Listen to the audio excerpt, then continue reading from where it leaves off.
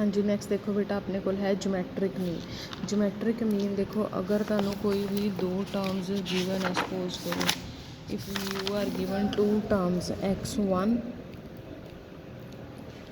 and x2, then geometric mean is the multiplication of x1 and x2 power 1/2।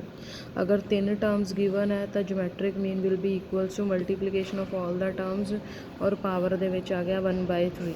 इसे तरीके नाल जिन्नियां मर्जी नंबर ऑफ टर्म्स दित्तियां होण तुसीं जस्ट उन्हां नूं मल्टीप्लाई करना और पावर दे विच 1/n कर देना, दैन तुहाडे कोल geometric mean जो है अवेलेबल हो जाएगा। ठीक है।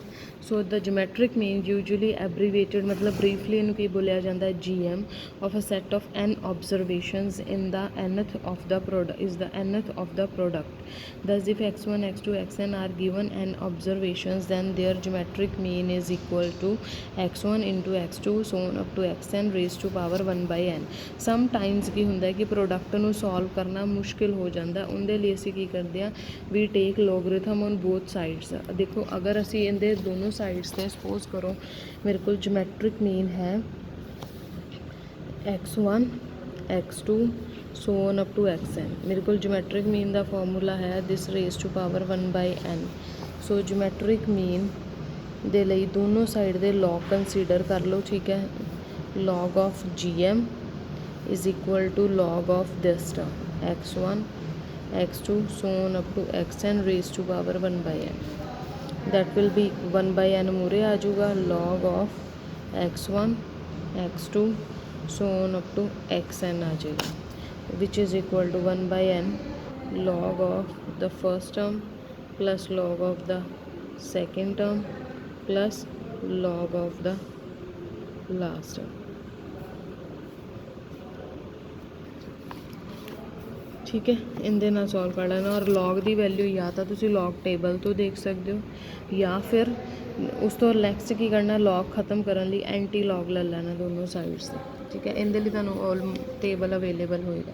इन केस अगर फ्रीकुएंसी वाली डिस्ट्रीब्यूशन गिवन है तो x1 into f1 x2 into f2 xn into fn raise to power 1/n again log लैके इहदे नाल दी हुण असीं एक एग्जाम्पल देखते हैं। देखो कल फिर असीं इहदे मैरिट्स डीमैरिट्स करांगे।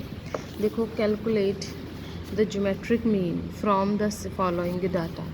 सब तो पहला तुसी नंबर ऑफ टर्म्स गिवन है तो क्योंकि सानू पता है कि ज्योमैट्रिक मीन का फॉर्मूला की है, एक तो तुहाडे कोल प्रोडक्ट वाला फॉर्मूला है उन्होंने ही नैक्सट एक्सटेंड करके असीं की निकालते हैं GM is equal to antilog of summation log x upon n। ठीक है, antilog of summation log x divided by n। So उनके लिए असी x गिवन है असी लॉग x निकाल लैनी है। लॉग x चाहो तो तुसी टेबल तो भी निकाल सकते हो या फिर साइंटिफिक कैलकुलेटर तो भी तुहाडे कोल आ वैल्यूज़ आ जाएगियां इन्हां सारियां दी समेशन करके। ठीक है, उस तो बाद जो वैल्यू आ गई उनका एंटी लॉग कर देना। ठीक है, फाइंड द नेक्स्ट है find the geometric mean of the following data. x given है f गिवन है लॉग x की वैल्यू निकाल लो f इंटू लॉग x करके ज्योमैट्रिक मीन की वैल्यू आ जाएगी। ठीक है, इस तरीके नाल दिते हुए तुहानू समझ जिन्होंने लॉग टेबल दे विच दिक्कत आ लॉग टेबल दे लई जो मे बी तुहाडी ऑफलाइन क्लासिस हो गई या फिर जे ऑफलाइन ना हुई फिर मैं ऑनलाइन ही तुहानू लॉग टेबल का समझाऊँगी दोबारा। ठीक है, इफ़ अर्थमैटिक मीन इज़ देखो 9 and geometric mean is 7.2 find the two numbers. Most important समय पेपर लिए अर्थमैटिक मीन की होंगे दो नंबर्स a+b/2 और ज्योमैट्रिक मीन की होंगे √ab।